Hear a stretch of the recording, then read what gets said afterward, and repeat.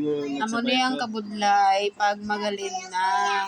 Ang kabudlay nga magpananghid kay ang bata hindi niya gusto nga magalin ang tatay niya. For the first time nga kay libi siya kay why daw siya sang tatay. Pero, First time niya ganyan na feel nga may tatay siya. Subong nga tuig mag 4 years old siya. Ay 5 na, mag 5 na. Pero dati magaling si tatay niya, daw ay lang. Oh, subong hinibi na siya. Dati magpananghid, okay lang sa iya. Subong mag-alis na si tatay magtrabaho ha. Okay? Okay? Na. Hindi na. Mag-duty na si tatay ha. Bakit ayaw mo?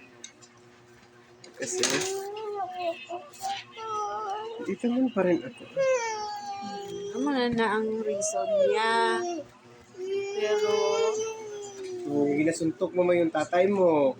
kaluoy man, kag sakit man sa buot niya, maghalin ng tatay niya, pero ano mo? Kaya ma-abroad man gid, need man gid mag-duty.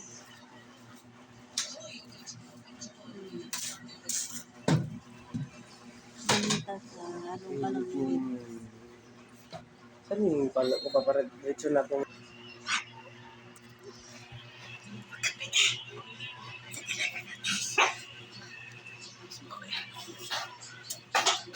mag-behave ka dito kay mami, ah?